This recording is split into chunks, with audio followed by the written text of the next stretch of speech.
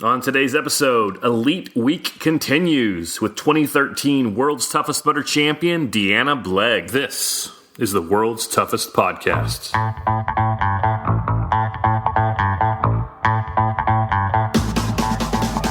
Welcome to the World's Toughest Podcast, where we talk about any obstacle course race you'd like, as long as that's World's Toughest Mudder. Each week we talk to members of the WTM community and share stories of success and failure in the single greatest event in OCR. My name is Will Hicks, and this is the World's Toughest Podcast. Elite Week continues today with Deanna Blegg. We are talking with the athletes that we expect to see up on the podium at World's Toughest Mudder 2017. We're talking with at least one a day leading up to race day on November 11th. Before we start, you can email me at willhicks@gmail.com or find me on Twitter at @thewillhicks. I also have Instagram, but I post on there about once every never. So I think I have like 6 pictures up, and one of them is my dog. So you're welcome to follow me there.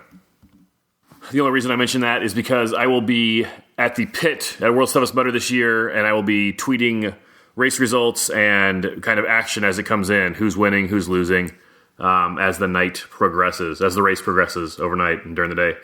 If you want to follow along while the race is happening, find me there, twitter.com/thewillhicks or Will Hicks on Instagram. I'm not even sure if we're going to do any Instagram. So anyway, today we're going to talk with Deanna Blegg. Deanna is not just an elite. She is up there with Amelia Boone and Ryan Atkins as one of the legends of World's Toughest Mudder. She is beloved by the community, and she's back this year after taking 2016 off.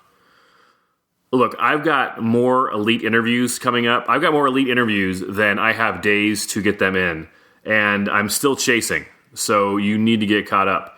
There are at least 2 women I'm still trying to talk to, trying to work out scheduling with, and my point being, don't fall behind. I'm doing the heavy lifting. I just need you to listen. Take some taper walks with your AirPods. You can listen at 1.5 speed and Carolyn Clifford if you need to. But before we talk to Deanna, 2 quick things. We had our call-in episode last night, and it went great. If you called in, thank you very much. That was our first time, and it was fun. Like, there were some conversations that were like 5 minutes, 10 minutes, and there were 2 or 3 of them that were like 30 minutes long. So I'm still working on putting the audio all together. I will hopefully have that out tomorrow for you, definitely before World's Toughest. But it went great. Thank you for calling in. Thank you for supporting the show. I say support the show.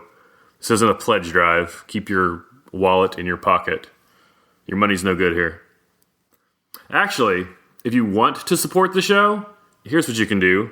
Leave a review on iTunes, like Innate Dennis did. Innate Dennis wrote, "Get your WTM prep talk here. 5 stars. If you are a part of this tribe of misfits and rebels who take part in our annual all-out mud sufferfest, then you've got to check this potty out. Great interviews and relevant topics all day." Innate Dennis, I appreciate the review, but I'm pretty sure you're the first person in the world to ever call a podcast a potty. But he's right. World's Toughest Mudder can be full of misfits and rebels. Do you remember the island of misfit toys from Rudolph the Red-Nosed Reindeer? Hey, what do you say we both be independent together, huh? You wouldn't mind my red nose? Not if you don't mind me being a dentist. It's a deal. We're a couple of misfits. We're a couple of misfits. What? So thanks for that review, Dennis. If you'd like to be a part of the show, you can leave a review for the show on iTunes also, and I will read it on a future episode. Just open the Purple Podcast app on your iPhone, search for Tough Mudder, and click our logo. We're the first one that pops up. Scroll down and click on Write a Review. I appreciate every review, even the ones that call my podcast a potty. It's time to talk with Deanna Blegg. Let's go to the phones. Deanna Blegg is one of the most decorated and beloved women in the short history of World's Toughest Mudder. After a one-year absence, she will be returning to World's Toughest Mudder this year for the 5th time. I am honored to welcome Deanna Blegg to the show. Hey, Deanna. Hey, Will. Thanks so much for having me. Deanna, if someone's new to Tough Mudder, or if this is the first year they've run World's Toughest, they may not know you. So I want to give a brief rundown of your WTM career. Is that okay? Yeah, sure. No worries. In 2012, you were the second place female, third place overall with 80 miles. In 2013, you were first place with 85 miles. 2014, you were the second place team with 75 miles, and you gave first place everything they could handle. In 2015, you were third place with 70 miles. In 2016, you didn't race due to health reasons, but you invented BleggMits instead. And then in 2017, we're going to see what happens coming up pretty quick here. Is that all right? Yeah, sure. You've got 4 podium finishes at World's Toughest, and the only athletes to do that besides you are Ryan Atkins and Amelia Boone. How does it feel to keep such august company? I have high respect for both Ryan and Amelia and all the other athletes out there, no matter how many laps they do. But yeah, it feels good. I remember last year sort of looking at the miles tally, for the greatest number of miles. And, I was up there in the, top 5, so that was pretty exciting as well. But, missed last year, so back again to get some more miles under my belt. You were unable to race last year due to some health issues, but you'll be back this year. How do you feel? How are you doing? So I feel fantastic, actually. I've come back. Look, I had breast cancer last year, and my goal was to come back stronger, fitter, healthier than before having breast cancer. I'm not there yet, but I'm well on my way to getting there, and I feel really prepared. My body feels strong. Once again, I'm racing with a new body now, so I don't know how, because I haven't done much racing since the chemo and radiation, I don't know how that's affected my body. I'm going a little bit into the unknown, but within myself, I feel fantastic. I feel, primed. How are you approaching World's Toughest? Are you happy to be there, or are you coming to win? I always, I'm an athlete that always goes for gold.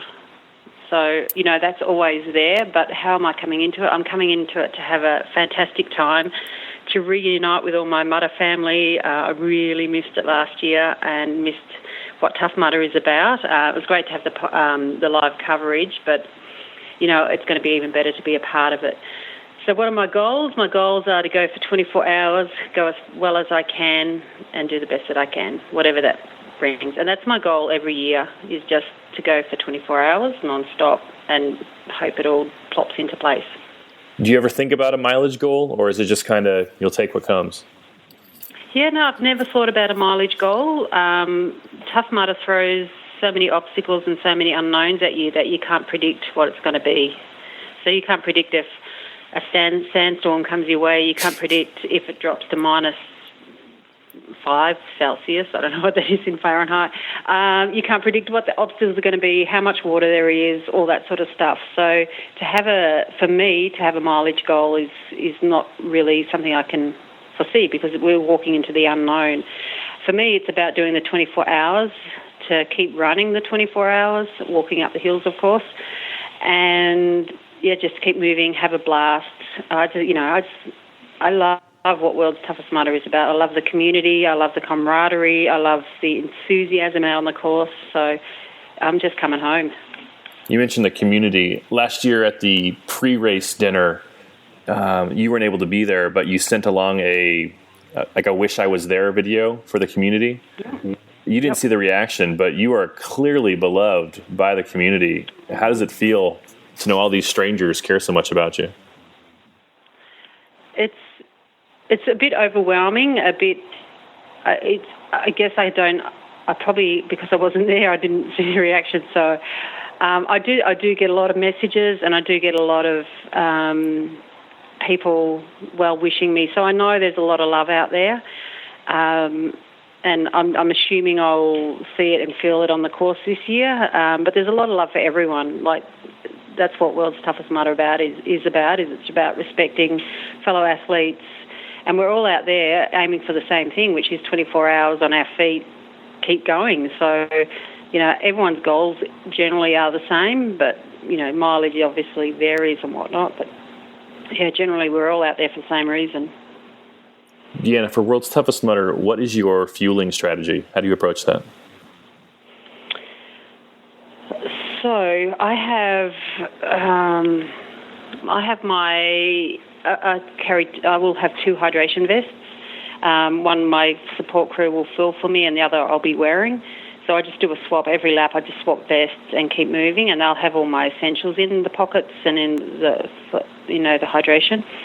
And then what I have also is a tray of weird sort of things that they all hold to me, and then I'll take what my body feels like. So when you're racing, you really get sick of sweet stuff pretty quick. So generally on the tray is like an array of savoury. It might be like avocado with salt on it, or and mandarins are great. I love mandarins, or just chips. I don't eat lollies. I don't do gels. I don't use any products like that. I just have water, my electrolytes. I use honey instead of gels, and then I make my own sort of mixes of bits and pieces. I've gone, since having cancer, I've gone plant-based, so I think honey's the only animal product I'm eating at the moment. And, at first it was kind of a challenge to get my mixes right of what I need to put together to fuel my body adequately for this amount of time. But I think I've mastered that as well. So I've given it a few test runs and it's worked really well. So, yeah, pretty happy. What is your plan for a wetsuit or cold protection? I have been using, for the last 4 Tough Mudders, for World's Tough Mudders, is a seam-sealed, full-length wetsuit, 4mm, 3mm, and it's got fleecy lining inside, similar to the frog skins. And I'll be wearing the same this year. It's been bomb-proof. It worked for me over in New Jersey when the temperatures dropped below freezing. And it's worked for me in the desert when we had the sandstorm and temperatures dropped below freezing. So it's worked for me every single year, and I'll just do the same thing. If there's not much water on the course, I've got my frog skins, and then I've got skins thermals as well. Just depending on temperatures. My motto is be prepared for everything. So I bring everything. Are there any obstacles you're dreading or hope they don't have this year?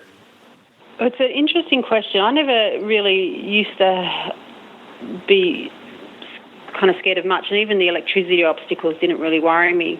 But I've been zapped so many times, particularly in the earlier World's Toughest Mudder. Like in New Jersey when we had the electric eel and we had that one you had to run through as well.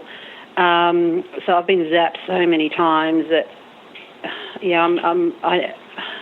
I don't like that anymore. It's made something that wasn't a fear into a fear. But, it depends on, for racing for me, it depends on, if I've got pressure from in front or pressure from behind, I'll just do what it takes to do what I have to do. So I'll just run through the electric shocks or whatever. But if there's no pressure, I'll probably take the option on those ones, if there is an option. I love the cliff jump. It's something that was a little bit of a fear for me, but I got really good instructions from someone, and now, I just follow those instructions every time I do it, and, I quite embrace it now. What else? Yeah, I think that's it. I with the monkey bars and that sort of stuff, I normally get them for the first 12 or so hours, and then by the time my arms and legs fatigue, I tend to drop off those. But that's okay. Yeah, I don't really have any fears other than the electric shock now. What was that advice someone gave you on the cliff? It was to walk up to the edge, look down, look left, look right, look towards the horizon, and then just do a little sort of jump off. And that helps? Yeah, and also I had to cross hands across my body and one hand over my nose. That was it. Then look down, look left, look right, look to the horizon and jump. In the middle of the night, when it's cold and you're lonely, your brain can start working against you. How do you get yourself through those dark times? So when I start this event, I tell myself there is no other option but to finish this event. So, and that's my mantra, there is no other option. So when the little voices start talking, and I do have them, like everyone has them, when they start talking, I just shut them down straight away, saying there's no other option, like don't even have that chat with me. The answer's no. That's how I am as a parent too. You tell your kids that? Sorry? You tell your kids that? Oh, yeah. Like I just say if they're nagging for something, I just say the answer's no, there is no other option. Yeah. Oh, what do the kids say to that? Oh, they learn, they learn pretty quick. But my son's got a good way of asking different questions the same way, or same questions a different way. Yeah, he gets around me. What advice would you give somebody running World's Toughest for the first time? I would say be prepared for everything and anything. I would say also, I know lap and mileage is so important for people, and that, that can get them over the line as well. But, if they don't make their mileages for whatever reason, these races are unpredictable. You just don't know what's going to happen out there. So, a good goal for someone is, 24 hours as opposed to I need to make this mileage or this mileage. And get a really good wetsuit. Get a wetsuit, seam sealed, that doesn't let water in, because as soon as you're in that cold water and water's seeping into your seams, it seeps into your body. And, a lot of people train so hard and spend so much money to get to this event, and then their gear's inadequate, and then they're out because of the cold. It just doesn't make sense to me. Just invest in your goal.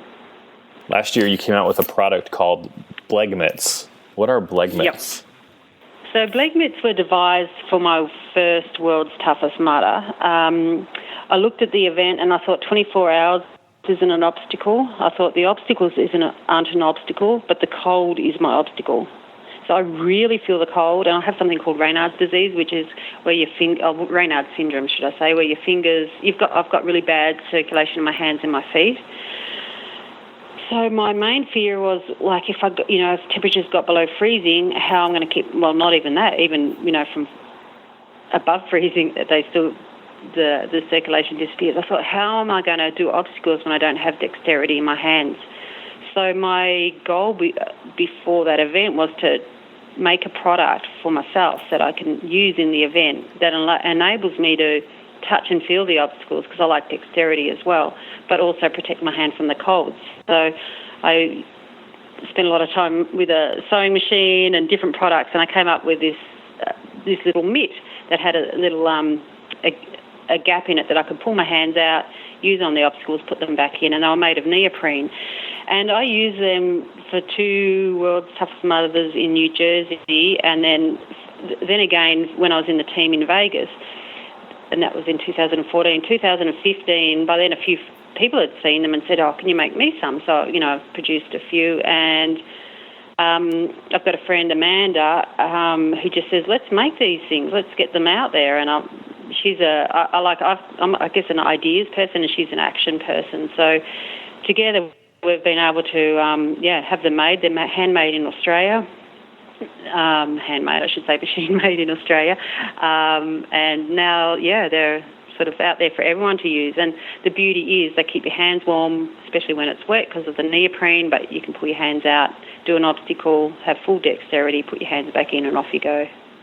It's tough to describe, but it's basically your hand is in the full mitt, all the fingers are together, but on the front of that mitt, like the palm of that mitt, there's almost like a trap door, like in a men's briefs, where you can just kind of get your hand out, do the obstacle, and then your hand slides back into the mitt and can get warmed up again.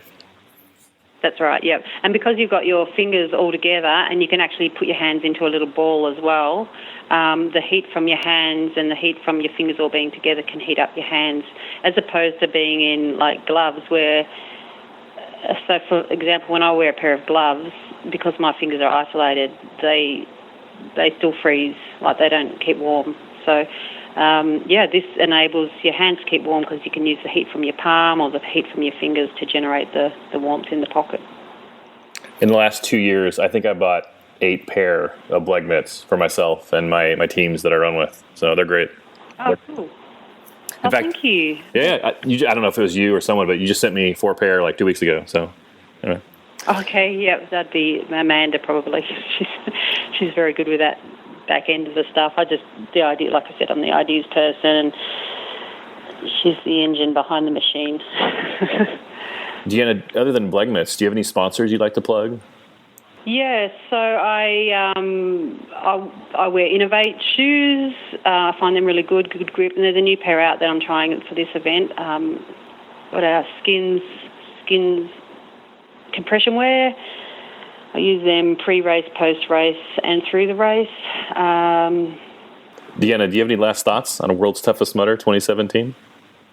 Oh, personally, just totally excited to be there. Totally, just can't wait to see all my Tough Mudder family and friends. And I'm here early. I'm over in where are we now? Utah. About to go to Zion Canyon and hang out sort of there and just see a bit of the land before we get into Vegas and be, I guess, world toughest mudderized. Taking a little U.S. vacation pre-race? Yeah, I love the U.S. It's funny, I don't know, it's not a country that ever drew me, but I just love it. The landscape here is amazing. I've spent a lot of time over in California. We did sort of through the Tahoe area and Yosemite and all that. It's just beautiful. So I've heard lots of good things about Zion and Bryce Canyon and that sort of area. So plans are to sort of hang here a bit and do a bit of hiking and just embrace. It's been a big year, big 2 years actually for me. So it's nice just to embrace nature again.